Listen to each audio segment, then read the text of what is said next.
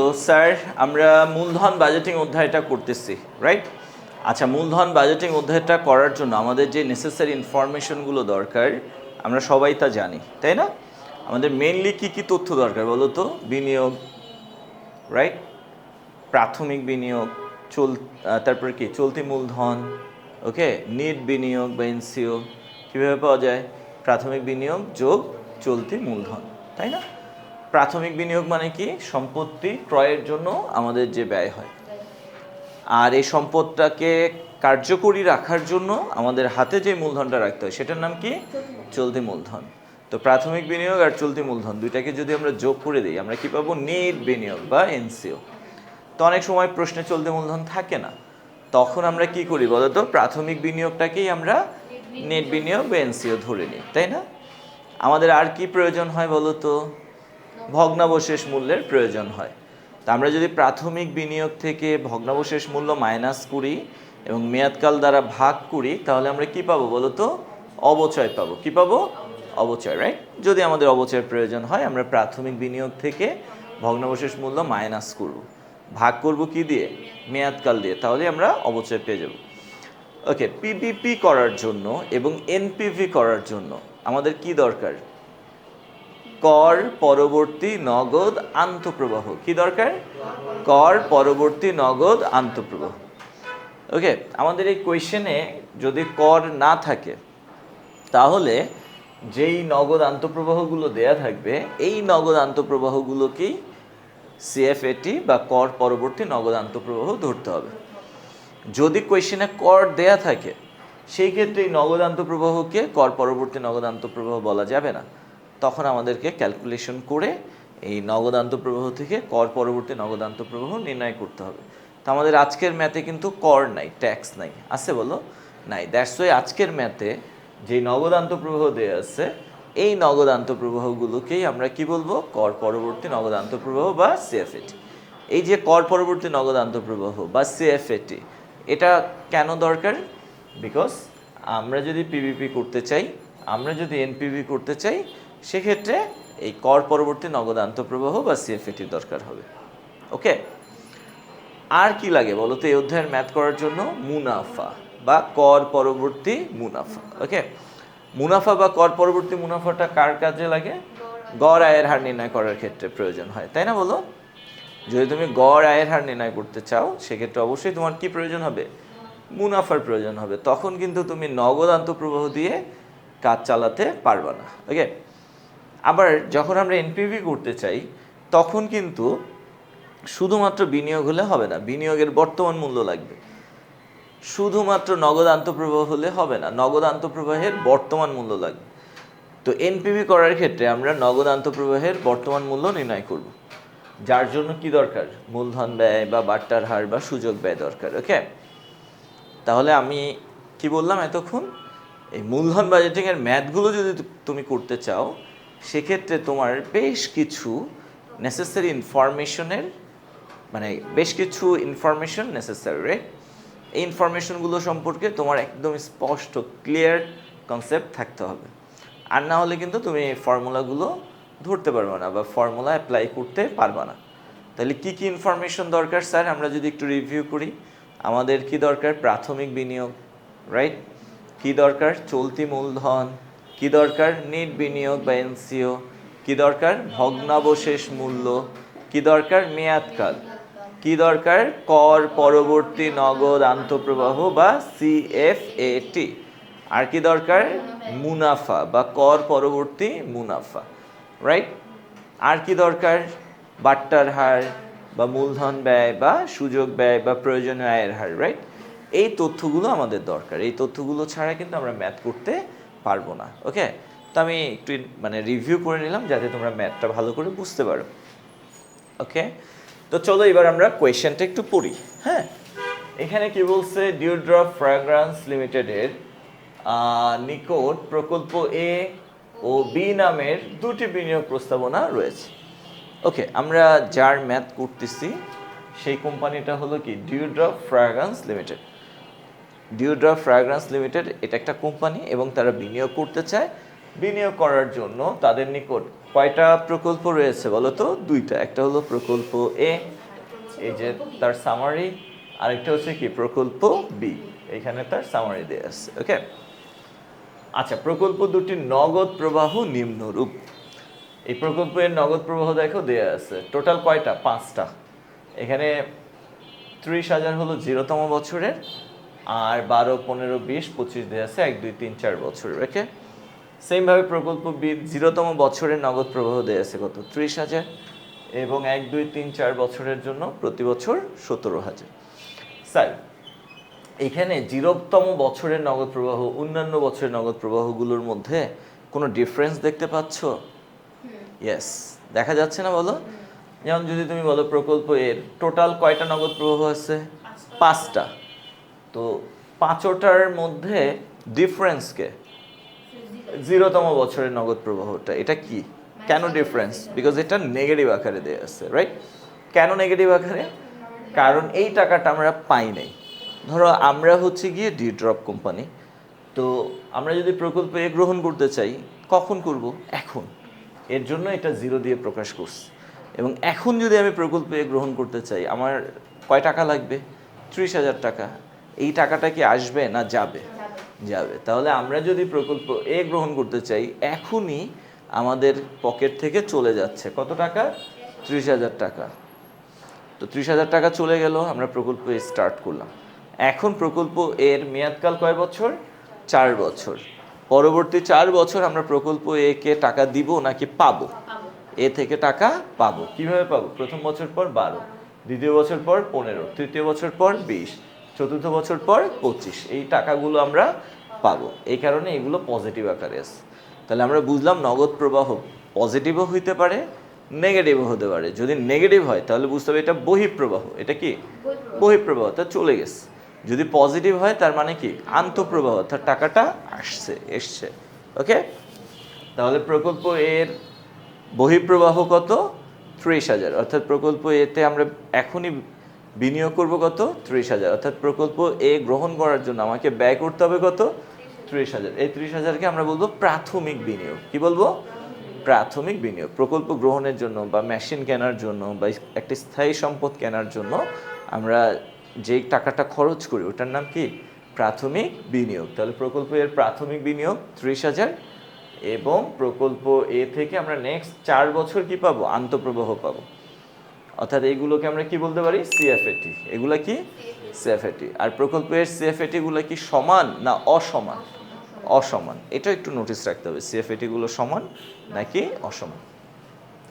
Same ভাবে আমরা প্রকল্প বিতে যদি যাই, প্রকল্প বি গ্রহণ করার জন্য এখনই আমাদের পকেট থেকে চলে যাচ্ছে কত? 30,000। অর্থাৎ প্রকল্প বির প্রাথমিক বিনিয়োগের পরিমাণ কত? 30,000। এবং আমরা যদি প্রকল্প বি গ্রহণ করি, নেক্সট কয় বছর পর্যন্ত আমরা আন্তঃপ্রবাহ পাবো? 4 বছর পর্যন্ত। অর্থাৎ প্রকল্প বির মেয়াদকাল কয় বছর? 4 বছর। এবং 4 বছরে আমার আন্তঃপ্রবাহ কেমন হবে বলো তো? প্রতি বছর 17,000, তাই না? প্রতি বছর 17,000। তাহলে প্রকল্প বির আন্তঃপ্রবাহগুলা কি সমান না অসমান? সমান। ওকে, এবার আসো আমরা নিচের কিছু ইনফরমেশন দেওয়া আছে, এগুলো পড়ি। উভয় প্রকল্পের জন্য 10,000 টাকা চলতি মূলধন প্রয়োজন। উভয় প্রকল্পের জন্য, অর্থাৎ প্রকল্পের জন্য চলতি মূলধনের দরকার কত? 10,000। সেইমভাবে প্রকল্প বির জন্য চলতি মূলধনের প্রয়োজন কত? 10,000। উভয় প্রকল্পের জন্যই চলতি মূলধন দরকার কত? 10,000 টাকা। ওকে, তাহলে বলো তো প্রকল্প এর প্রাথমিক বিনিয়োগ কত? 30,000। প্রকল্প এর চলতি মূলধন কত? 10,000। প্রকল্প এর নিট বিনিয়োগ বা এনসিও কত? 40,000, রাইট? আচ্ছা, প্রকল্প বির প্রাথমিক বিনিয়োগ কত? 30,000। প্রকল্প বির চলতি মূলধন কত? 10,000। প্রকল্প বির নিট বিনিয়োগ কত? 40,000। ওকে, এরপরে কি বলছে? যা মেয়াদ শেষে পুনরুদ্ধারযোগ্য, রিডিমেবল। তাহলে আমরা এই যে 10,000 টাকা চলতি মূলধন বলতেছি, প্রকল্প এর জন্য দরকার, প্রকল্প বির জন্য দরকার, এই টাকাটা মেয়াদকাল শেষে আমরা আবার ফেরত পাবো। ওকে, অর্থাৎ কবে ফেরত পাবো বলো তো? প্রকল্প এর জন্য চলতি মূলধন দরকার কত? 10,000। অর্থাৎ আমরা এখন 10,000 টাকা বিনিয়োগ করব চলতি মূলধন হিসেবে, এবং এই 10,000 টাকা আমরা ফেরত পাবো কবে? 4 বছর পরে। 4 বছর পর যখন প্রকল্পটা শেষ হয়ে যাবে তখন আমরা আবার চলতি মূলধনের টাকাটা ফেরত পাবো। সেমভাবে বি প্রকল্পে আমরা এখন চলতি মূলধন বাবদ বিনিয়োগ করব কত? 10,000 এবং মেয়াদকাল কয় বছর? বির 4 বছর। যখন 4 বছর শেষ হয়ে যাবে তখন আমরা এই 10,000 টাকা ফেরত পাবো। Okay sir? আচ্ছা, এটাই বলছে যে পুনরুদ্ধারযোগ্য। হ্যাঁ, উভয় প্রকল্পের মেয়াদ শেষে পুনরুদ্ধারযোগ্য মূল্য হচ্ছে 5,000 টাকা।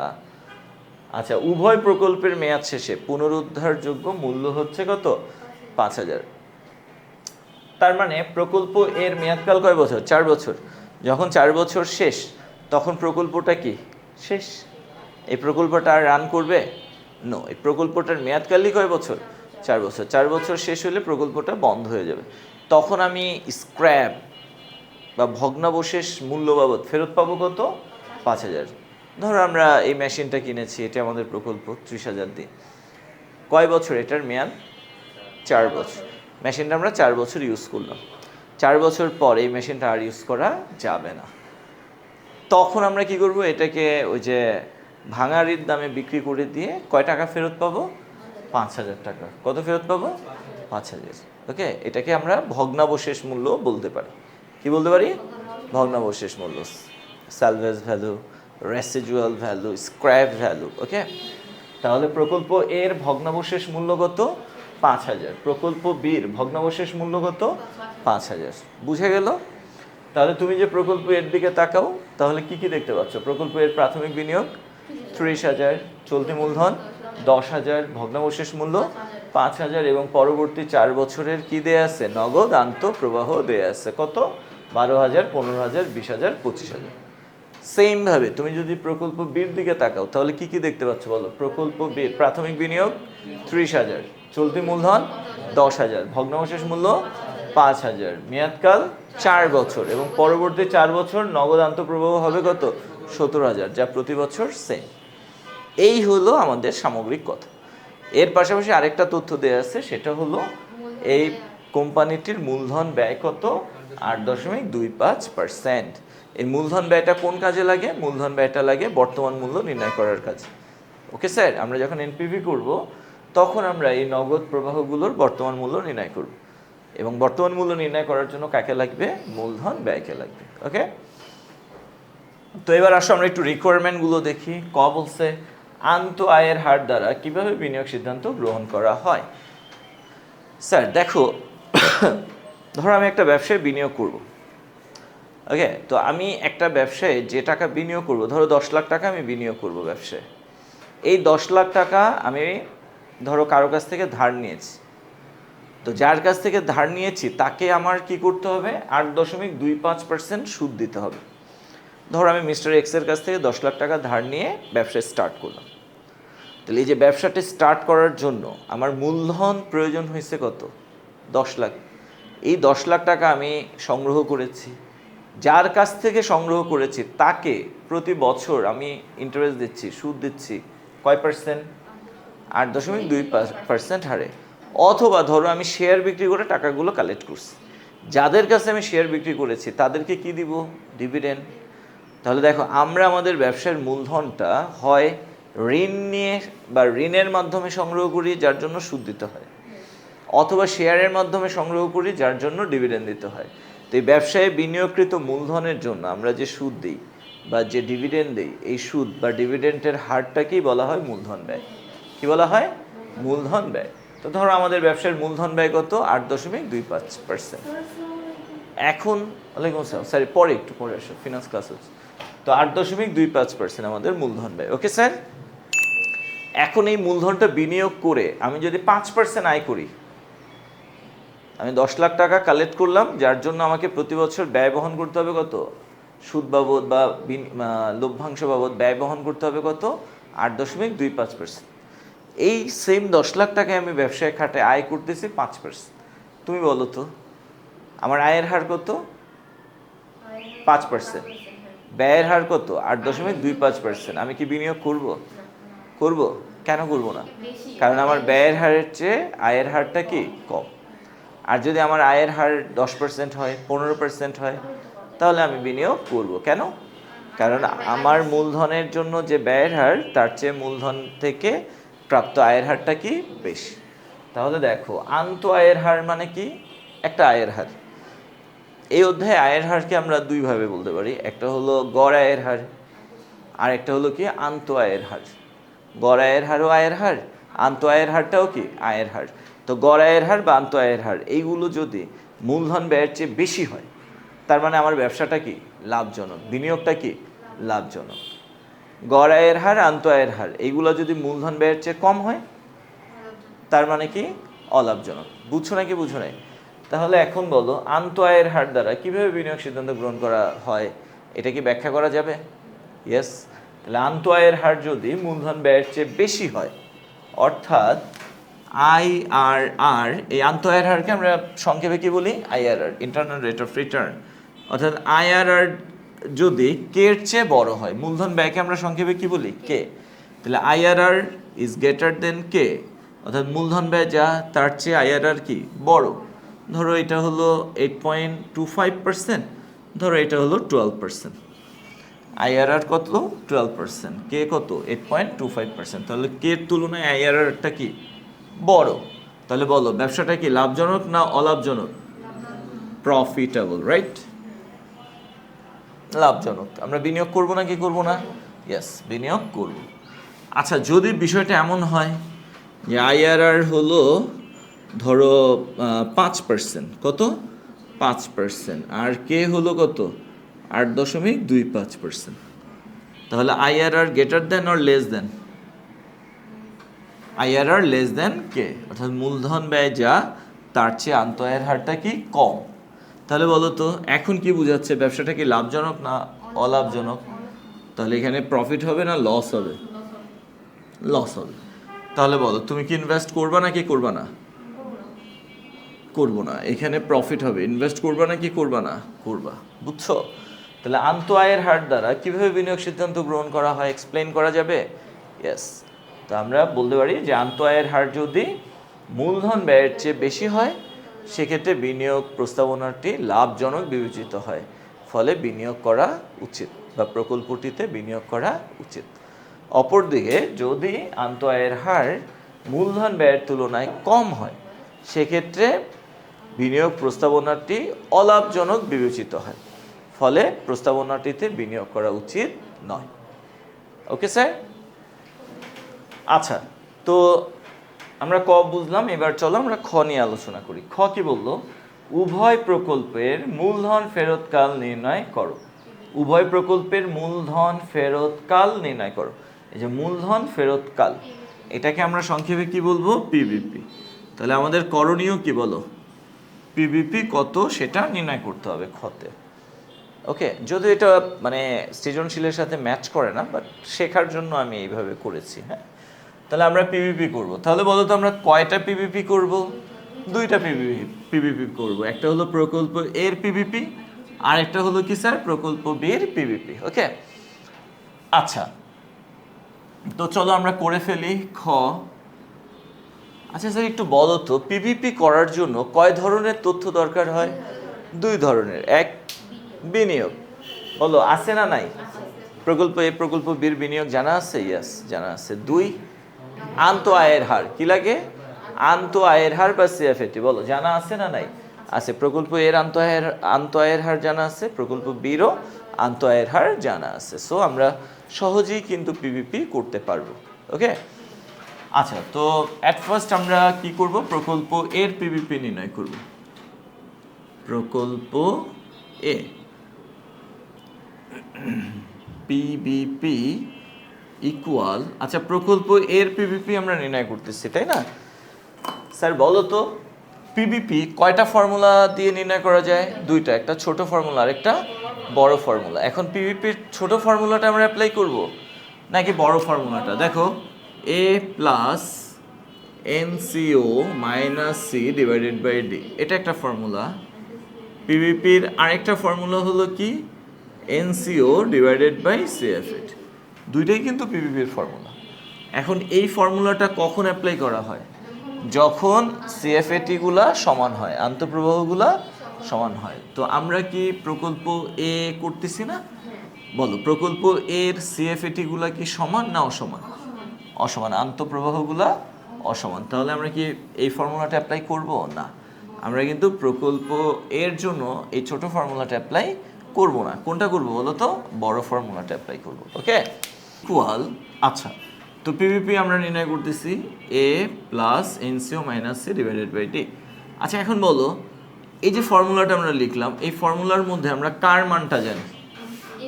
এনসিওর মান জানি, রাইট? আচ্ছা, এনসিওর মান কত বলো?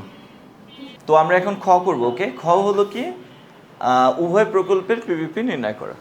তো আমরা ফার্স্টে প্রকল্প এর পিভিপি নির্ণয় করব। আচ্ছা, পিভিপি নির্ণয় করার জন্য আমাদের কয় রকমের ইনফরমেশন দরকার?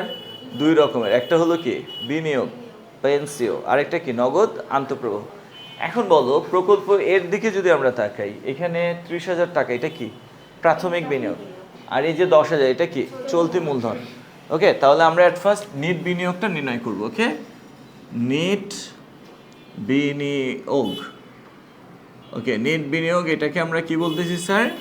এনসিও। এনসিও ইকুয়াল, এটা নির্ণয় করার ফর্মুলাটা কি? প্রাথমিক বিনিয়োগ প্লাস ভগ্নাবশেষ মূল্য।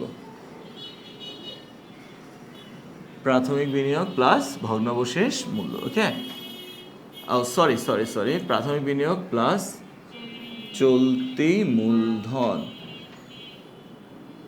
ওকে, প্রাথমিক বিনিয়োগ কত স্যার? 30,000 প্লাস চলতি মূলধন 10,000 ইকুয়াল কত? 40,000 টাকা। ওকে, আচ্ছা, প্রকল্পের সিএফএটিগুলো সমান না অসমান? যেহেতু অসমান, সে কারণে আমরা পিভিপি নির্ণয় করার আগে একটা টেবিল করব। কি করব? একটা টেবিল করব, গণনা টেবিল করে নিব। আচ্ছা, গণনা টেবিল আমরা করতেছি।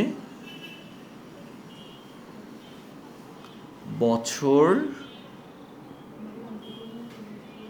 নগদ আন্তঃপ্রবাহ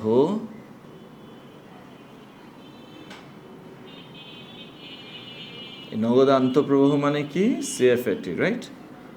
আর এখানে আমরা কি নির্ণয় করব? ক্রমযোজিত নগদ আন্তঃপ্রবাহ বা সিসিএফএটি। ওকে, আচ্ছা, তাহলে এখানে 1 2 3 4 টাকার জন্য 4টা ঘর। ওকে, ফাইন। তাহলে বলো, নগদ আন্তঃপ্রবাহ প্রথম বছর কত? 12,000, দ্বিতীয় বছর 15,000, তৃতীয় বছর 20,000, চতুর্থ বছর 25,000, রাইট? এখন আমরা ক্রমযোজিত নির্ণয় করব। ক্রমযোজিত কিভাবে? প্রথম বছরেরটা প্রথমে বসাবো 12,000, এবার 12-র সাথে 15 যোগ করব 27,000, 27-এর সাথে 20 যোগ করব 47,000, 47-এর সাথে 25 যোগ করব 72,000, তাই না? ওকে স্যার, এই হলো আমাদের গণনা টেবিল। এই গণনা টেবিল করাটার একটা রিজন আছে, উদ্দেশ্য আছে। যখনই তুমি দেখবা যে নগদ আন্তঃপ্রবাহগুলো অসমান, এই নগদ আন্তঃপ্রবাহ অসমান হলে তুমি পিভিপি করার জন্য এই গণনা টেবিলটা করে নেবা। এখন দেখো, আমরা পিভিপি নির্ণয়ের ফর্মুলাটা লিখি। হ্যাঁ, অতএব পিভিপি ইকুয়াল, তা আমরা বড় সূত্রটা অ্যাপ্লাই করবো নাকি ছোট? বড়টা। পিভিপির দুইটা সূত্র, ছোট আর কি বড়। যেহেতু সিএফএটিগুলো অসমান, তাই আমরা বড় সূত্রটা অ্যাপ্লাই করব, A plus NCO minus C divided by D. Okay, আমরা তো এই যে ফর্মুলাটা অ্যাপ্লাই করলাম। এখন বলো, আমরা কি এর মান জানি কত? না। প্লাস এনসিওর মান কি আমরা জানি? ইয়েস, জানি। কত? 40,000। তো আমরা এখানে লিখলাম 40,000। মাইনাস সির মান কি আমরা জানি? না। ডিভাইডেড বাই ডি, ডির মান কি আমরা জানি? না। তাহলে এই ফর্মুলার আমরা শুধুমাত্র কয়টা মান জানি?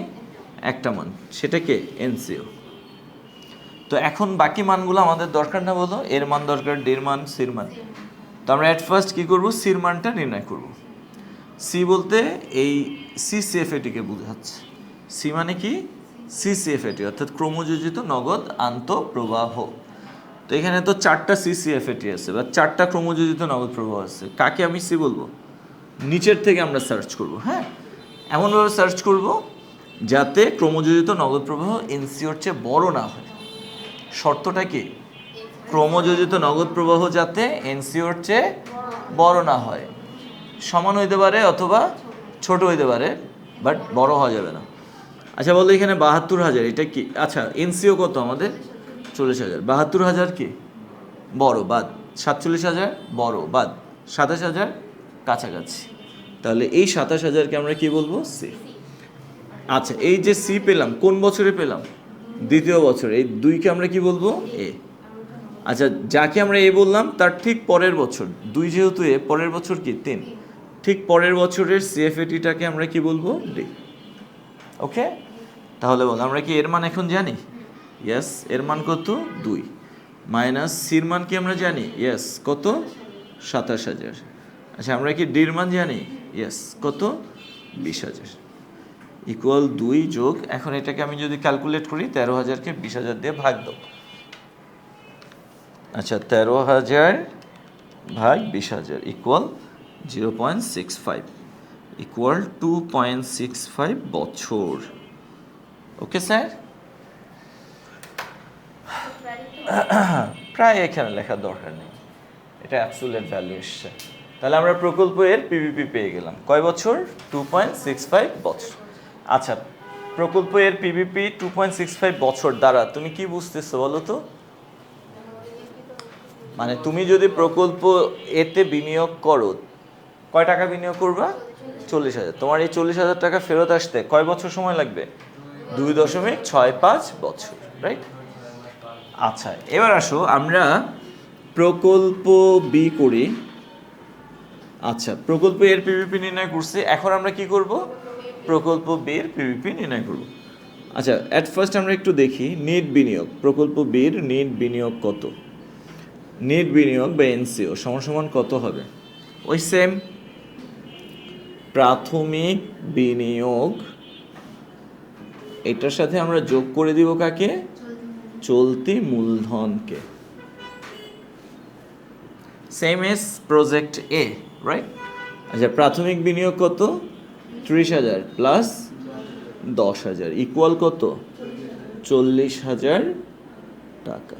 ওকে, আমরা এনসিও পেয়ে গেলাম। আর কি দেয়া আছে দেখো তো? নগদ আন্তঃপ্রবাহ দেয়া আছে না? এগুলা কি অসমান না সমান?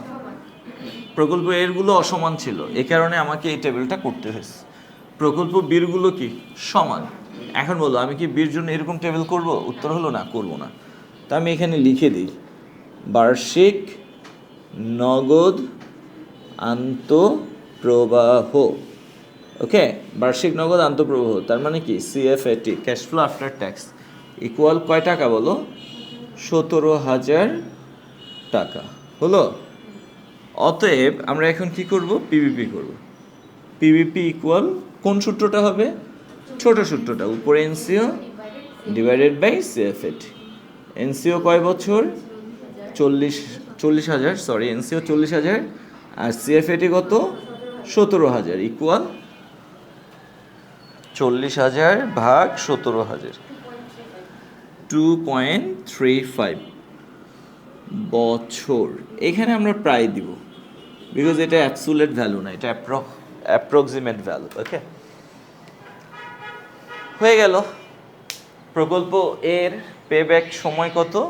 2.65 বছর। তারপরে আমরা প্রকল্প এতে বিনিয়োগ করলে আমাদের বিনিয়োগকৃত 40,000 টাকা ফেরত আসতে 2.65 বছর লাগবে।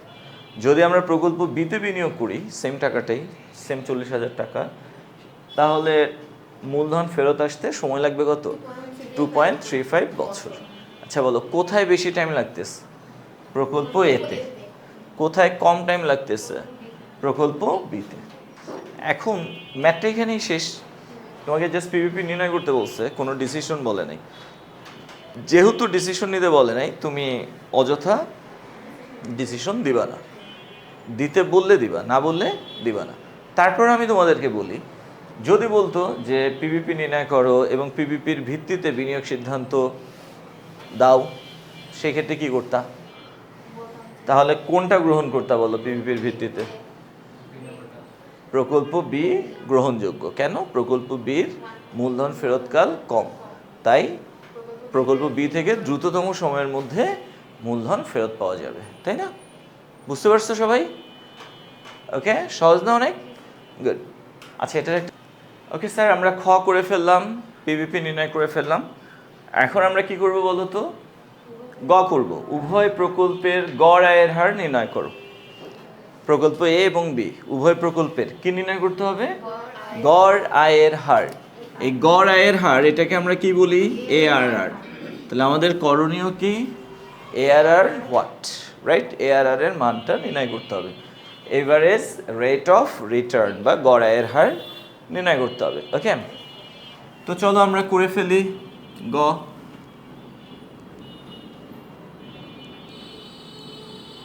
আচ্ছা, ফার্স্টে আমরা প্রকল্প এর এআরআর নির্ণয় করব।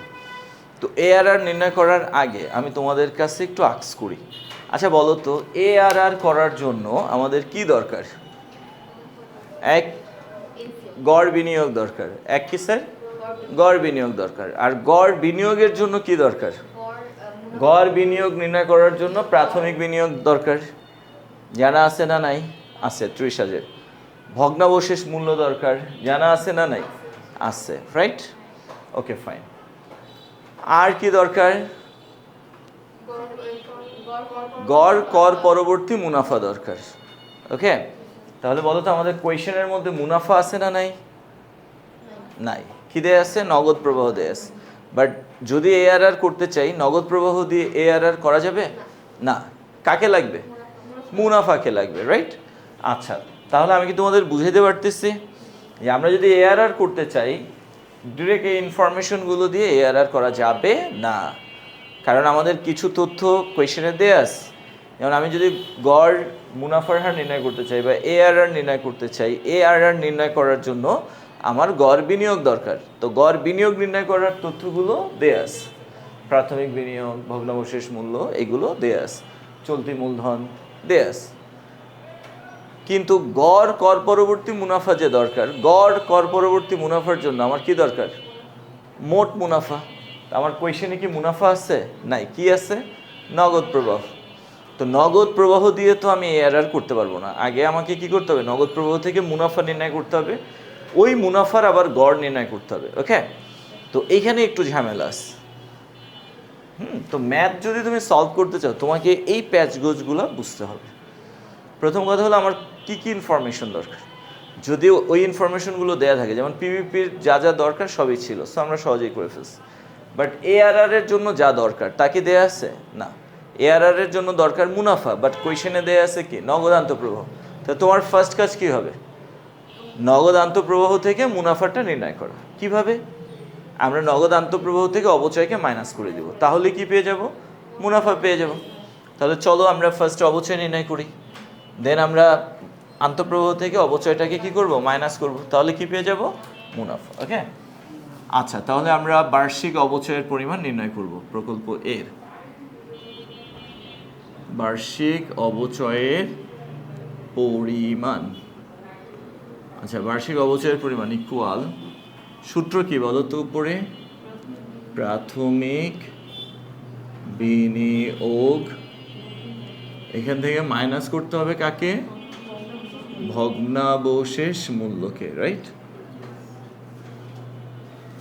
ওকে, প্রাথমিক বিনিয়োগ মাইনাস ভগ্নাবশেষ মূল্য ডিভাইডেড বাই মেয়াদকাল, ভাগ করব মেয়াদকাল দিয়ে। স্যার, প্রাথমিক বিনিয়োগ কয় টাকা প্রকল্পের? 30,000 মাইনাস ভগ্নাবশেষ মূল্য কত? 5,000 টাকা। মেয়াদকাল কত? 4 বছর। তাহলে কত হয় বলো এখানে? 25,000কে 4 দিয়ে ভাগ দাও। আচ্ছা, 25,000 ভাগ 4, 6,250 টাকা। ওকে স্যার, তাহলে আমরা বার্ষিক অবচয়ের পরিমাণ পেয়ে গেলাম 6,250। এবার আমরা কি করব? এই যে নগদ আন্তঃপ্রবাহ, এইগুলো থেকে অবচয় মাইনাস করে দেব, তাহলেই আমরা পেয়ে যাব কি? মুনাফা পেয়ে যাব। তাহলে আমরা এখানে লিখি মুনাফা নির্ণয়ের গণনা টেবল। ওকে, মুনাফা নির্ণয়ের গণনা টেবল। বছর, নগদ আন্তঃপ্রবাহ, অবচয়, মুনাফা। বছর, নগদ আন্তঃপ্রবাহ, বার্ষিক অবচয়,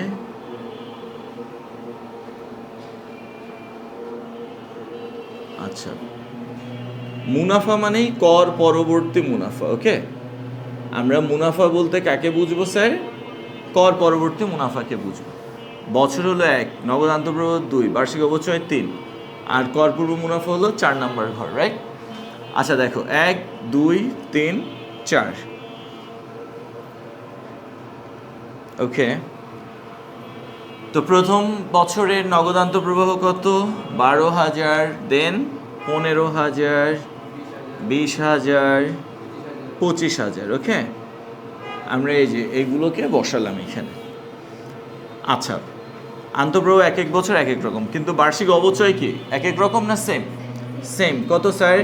6,250, 6,250, 6,250, 6,250। ওকে, আচ্ছা এবার আমরা কি করব জানো? এই আন্তঃপ্রবাহ থেকে অবচয়কে মাইনাস করে দেব। আন্তঃপ্রবাহ থেকে অবচয়কে মাইনাস করলে আমরা কি পাবো? কর পরবর্তী মুনাফা পেয়ে যাব। ওকে, তাহলে আন্তঃপ্রবাহ হলো কত? 12,000 মাইনাস করে দিব 6,250 ইকুয়াল 5,750 টাকা, রাইট? এই যে 5,750 পেলাম, এটাই হলো কি কর পরবর্তী মুনাফা। কোন বছরের? প্রথম বছরের। তাহলে কর পরবর্তী মুনাফাটা কিভাবে পাওয়া যায়? আন্তঃপ্রবাহ মাইনাস অবচয়, অর্থাৎ আন্তঃপ্রবাহ হলো 2 নম্বর ঘর মাইনাস অবচয় হলো 3 নম্বর ঘর। 2 নম্বর ঘর থেকে আমরা 3 নম্বর ঘর মাইনাস করলে এটা পেয়ে যাব। ওকে,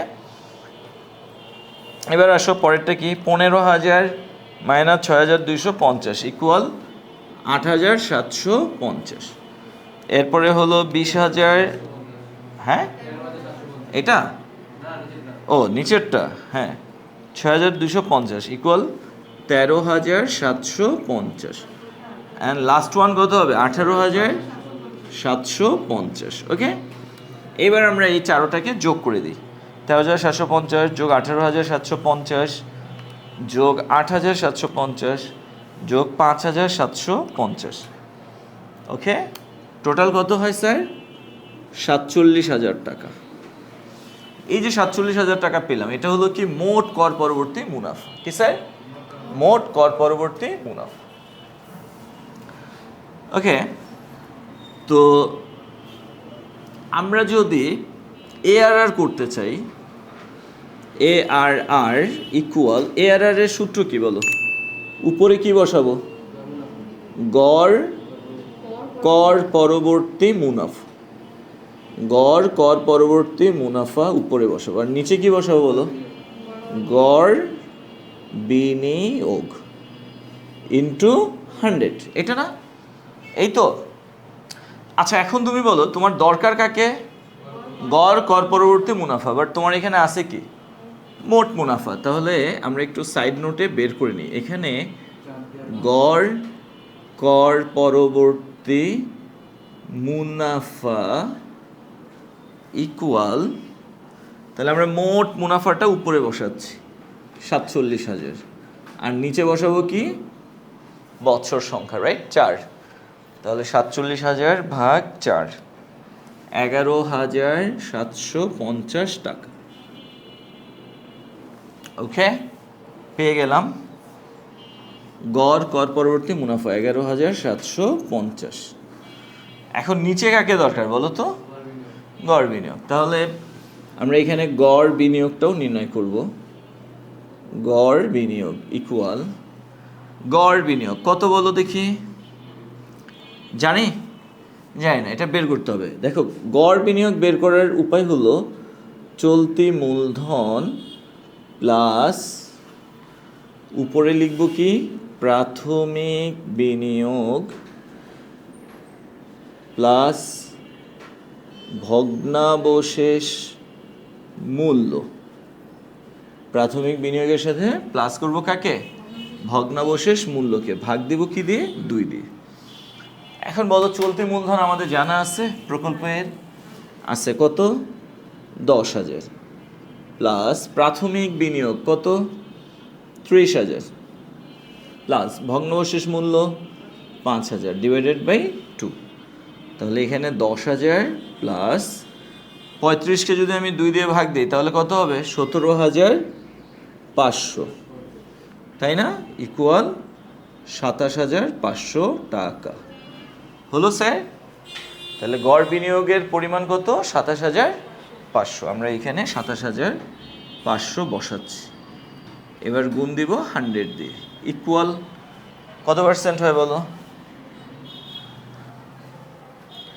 11,750 ভাগ 27,500 ইন্টু 100 নাকি? তাহলে হচ্ছে 42.73%, প্রায় 42.73% প্রায়।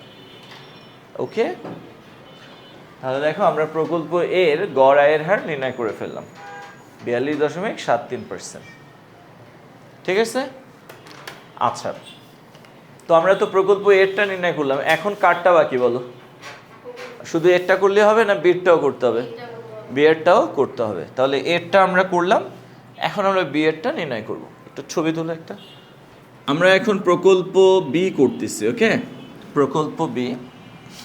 তো প্রকল্প বির এআরআর আমরা নির্ণয় করব। এখন দেখো প্রকল্প এর মতোই প্রকল্প বির ক্ষেত্রে ঝামেলা আছে নাকি নাই বলো? আছে। কি ঝামেলা? দেখো আমাদের কি দরকার, মুনাফা, বাট বির মুনাফা দেয়া আছে, কি দেয়া আছে, নগদ আন্তঃপ্রবাহ দেয়া আছে। ওকে স্যার, একটা বিষয় দেখো, নগদ আন্তঃপ্রবাহ থেকে আমি অবচয় বাদ দিলেই তো মুনাফা পেয়ে যাবো। আচ্ছা, এখন আমি তোমাদেরকে বলি প্রকল্প এর অবচয়ের পরিমাণ যা, প্রকল্প বির অবচয়ের পরিমাণ কি ভিন্ন হবে না সেম হবে? সেম হবে না বলো? কারণ এর এবং বির প্রাথমিক বিনিয়োগ সেম, ভগ্নাবশেষ মূল্য সেম, তারপর মেয়াদকালও কি সেম। তাহলে আমি কি প্রকল্প বির ক্ষেত্রে আবার নতুন করে অবচয় বের করব নাকি এরটাই ব্যবহার করতে পারবো? তাহলে আমি এখানে লিখি বার্ষিক অবচয় সমান সমান কয় টাকা বলো? 6,250 টাকা। ওকে, আচ্ছা স্যার, এবার আসো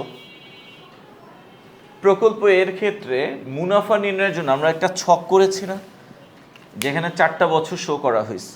কেন? বিকজ প্রতি বছরের আন্তঃপ্রবাহগুলো কি ভিন্ন ভিন্ন, দ্যাটস ওয়াই প্রতি বছরের মুনাফাটা কি হয়েছে ভিন্ন ভিন্ন। কিন্তু প্রকল্প বির ক্ষেত্রে প্রতি বছরের আন্তঃপ্রবাহ কি ভিন্ন ভিন্ন? সেম। তাহলে মুনাফাটাও কি হবে? সেম হবে। তাহলে আমি কি এটার মতো এরকম 4বার করব না একবার করলেই হয়ে যাবে? একবার করলেই হয়ে যাবে, কারণ প্রতি বছর আমার আন্তঃপ্রবাহ 17,000, প্রতি বছর অবচয় কত 6,250, তাহলে প্রতি বছর মুনাফাও কি হবে? সেম হবে। তাহলে আমি এখানে বার্ষিক মুনাফা লিখে দিই, বার্ষিক মুনাফার পরিমাণ। আচ্ছা, বার্ষিক মুনাফার পরিমাণ ইকুয়াল কি হবে বলো তো? এই যে বার্ষিক নগদ আন্তঃপ্রবাহ মাইনাস বার্ষিক অবচয় 6,250 ইকুয়াল, আচ্ছা ইকুয়াল আমি নিচে দিই 17,000 মাইনাস 6,250, তাহলে হবে কত? 10,750 টাকা। আমরা কি বুঝতে পারলাম? ওকে স্যার, বার্ষিক মুনাফার পরিমাণ যদি 10,750 হয়, তো এটাই কি গড় হয়ে যায় না? নতুন করে আর গড় করার দরকার আছে? আমার প্রতি বছর মুনাফার পরিমাণ কত? 10,750। তো এরকম কয়বার? 4বার। তাহলে আমি কি করব, যদি মোট মুনাফা পেতে চাই 10,750কে গুণ দিব কত দিয়ে? 4 দিয়ে। আর গড় পেতে চাইলে ভাগ দিব কত দিয়ে? মোটকে আবার 4 দিয়ে যদি ভাগ দিই একই হয়ে গেল না? তো মোট মুনাফা ভাগ 4। তো মোট করতে গেলে আমি এটাকে কি করব, 4 দিয়ে গুণ করব, আর গড় করার জন্য 4 দিয়ে ভাগ করব। তার মানে আমি 10,750কে 4 দিয়ে গুণ করলে কি হয়? মোট। আর 4 দিয়ে ভাগ করলে কি হয়? গড়। তার মানে কি এই 4 কাটা, তার মানে এই বার্ষিক মুনাফা যা তাই কি গড় মুনাফা, বার্ষিক মুনাফা যা তাই কি গড় মুনাফা। তার মানে প্রকল্প বির আলাদা করে আর গড় মুনাফা বের করার দরকার আছে? এটার মতো দরকার নেই। ওকে, এরপরে আসো গড় বিনিয়োগ, রাইট? গড় বিনিয়োগের পরিমাণ। আচ্ছা, গড় বিনিয়োগের পরিমাণ। দেখো স্যার, যেহেতু প্রকল্প এর প্রাথমিক বিনিয়োগ বির প্রাথমিক বিনিয়োগ সেম, প্রকল্প এর ভগ্নাবশেষ মূল্য বির ভগ্নাবশেষ মূল্য সেম, প্রকল্প এর চলতি মূলধন বির চলতি মূলধন কি সেম, তাহলে প্রকল্প এর গড় বিনিয়োগ যা, প্রকল্প বির গড় বিনিয়োগ কি হবে? সেম হবে, আলাদা করে আর বের করার দরকার নেই। ২৭,৫০০ টাকা। যেহেতু সেম, এই কারণে আমি এইভাবে শর্টকাট করতেছি। হ্যাঁ, অতএব আমরা এখন যদি এআরআর নির্ণয় করি, এআরআর সমান সমান কী হবে বলো? উপরে কি বসাবা? গড় মুনাফা, আর নিচে কি বসাবা? গড় বিনিয়োগ, তাই না বলো? ইন্টু 100। স্যার, গড় কর পরবর্তী মুনাফা আর গড় মুনাফা একই কথা, সেম কথা। মুনাফা মানে কর পরবর্তী মুনাফা। ওকে, তাহলে গড় বিনিয়োগ গড় মুনাফা আমরা পাচ্ছি কত? ১০,৭৫০। আর গড় বিনিয়োগ কত? ২৭,৫০০ ইন্টু 100 ইকুয়াল কত হয় বলো? ১০,৭৫০ ভাগ ২৭,৫০০ ইকুয়াল ৩৯.09%। প্রায় হলো।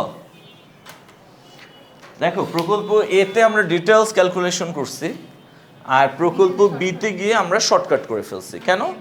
কারণ হলো প্রকল্প এর অবচয় বির অবচয় সেম, সো আমি বিতে গিয়ে আর নতুন করে অবচয় বের করি নাই। প্রকল্প এর গড় মুনাফা গড় বিনিয়োগ এবং প্রকল্প বির গড় বিনিয়োগটা কি সেম, সো আমি প্রকল্প বিতে আর গড় বিনিয়োগের ক্যালকুলেশনটা করি নাই। আচ্ছা, প্রকল্প এর আন্তঃপ্রবাহ বা নগদ আন্তঃপ্রবাহ এক এক বছর এক এক রকম, তাই এই টেবিলটা আমাকে করতে হয়েছে, এবং এই টেবিলের মাধ্যমে মোট মুনাফা নির্ণয় করতে হয়েছে। মোট মুনাফা থেকে আবার গড় মুনাফা নির্ণয় করতে হয়েছে। কিন্তু প্রকল্প বির নগদ আন্তঃপ্রবাহ প্রতি বছর কি সেম, দ্যাটস ওয়াই, মানে যেহেতু প্রতি বছরের মুনাফা সেম, অবচয় সেম, তাহলে প্রতি বছরের নগদ আন্তঃপ্রবাহ সেম, প্রতি বছরের অবচয় কি সেম, তার মানে প্রতি বছরের মুনাফাটাও কি সেম। আর প্রতি বছরের সেম মুনাফাটাই গড় মুনাফা, ওটাকে আলাদা করে আর গড় করার প্রয়োজন নেই। এই কারণে ক্যালকুলেশন অনেক ইজি হয়ে গেছে। ওকে স্যার, এখন বলতো প্রকল্প এর গড় আয়ের হার কয় পার্সেন্ট? ৪২.৭৩%। আর প্রকল্প বির গড় আয়ের হার কত? ৩৯.০৯%। তো গড় আয়ের হার বেশি হওয়া মানে কি বেশি লাভজনক, কম হওয়া মানে কি কম লাভজনক। এখন যদি তোমাকে প্রশ্ন করা হয় যে গড় আয়ের হারের ভিত্তিতে প্রকল্প এ এবং বি দুইটার মধ্যে which one is more profitable? প্রকল্প এ মোর প্রফিটেবল, তাই না? Which one is less profitable? প্রকল্প বি লেস প্রফিটেবল। কিন্তু দুটোটাই প্রফিটেবল। কেন বলো তো? আমাদের মূলধন ব্যয় কত? 8.25%। প্রকল্প এর এআরআর কত? 42.73%। তাহলে বলো, প্রকল্প এর এআরআর মূলধন ব্যয়ের চেয়ে বড় না ছোট? তাহলে মূলধন ব্যয়ের চেয়ে প্রকল্প এর এআরআর বড়, বেশি, তার মানে প্রকল্প এ লাভজনক। আবার দেখো, প্রকল্প বির এআরআর কত? 39.09%। মূলধন ব্যয় কত? 8.25%। তাহলে মূলধন ব্যয়ের চেয়ে প্রকল্প বির এআরআর বড় না ছোট? বড়, বেশি। ইয়েস, তাহলে প্রকল্প বিটাও কি লাভজনক। বাট কোনটা বেশি লাভজনক? এ বেশি লাভজনক, বুঝছো? এখন যদি তোমাকে বলে এআরআর এর ভিত্তিতে কোন প্রকল্প গ্রহণ করবা? প্রকল্প এ গ্রহণ করবা, কারণ এ বেশি লাভজনক, তাই না? তাহলে দেখো স্যার, খতে আমরা কি করেছিলাম? পিভিপির ভিত্তিতে কোনটা গ্রহণযোগ্য ছিল? বি। কেন? বি থেকে আমরা তাড়াতাড়ি টাকা ফেরত পাচ্ছিলাম। তাহলে তুমি ধরো, আমি তোমাকে বললাম স্যার, এই দুইটার মধ্য থেকে কোন প্রকল্পটা আমি গ্রহণ করব? পিভিপির ভিত্তিতে আমাকে একটু ডিসিশনটা মেক করো। তাহলে পিভিপির ভিত্তিতে তুমি কি বলবা? স্যার, আপনি প্রকল্প বি গ্রহণ করেন, বিকজ বি থেকে আপনি তাড়াতাড়ি টাকা পাবেন, ফেরত পাবেন। আমি আবার ওকে যদি বলি যে স্যার, এই দুইটা প্রকল্পের মধ্য থেকে আমি কোন প্রকল্পটা গ্রহণ করব, তুমি এআরআর এর মাধ্যমে আমাকে সুপারিশ করো বা সাজেস্ট করো, তখন ও আমাকে কি বলবে? যে প্রকল্প এ গ্রহণ করেন। কেন? প্রকল্প এর এআরআরটা কি বেশি। তাহলে দেখছো মেথডের উপর কিন্তু তোমার ডিসিশন ডিপেন্ড করতেছে। পিপিপি মেথডে তুমি বি গ্রহণ করতেছো, এআরআর মেথডে তুমি আবার কি করতেছো, এনপিপি এই এআরআর গ্রহণ করতেছো, তাই না বলো? সরি, প্রকল্প এ গ্রহণ করতেছো, রাইট? এইরকম আর কি।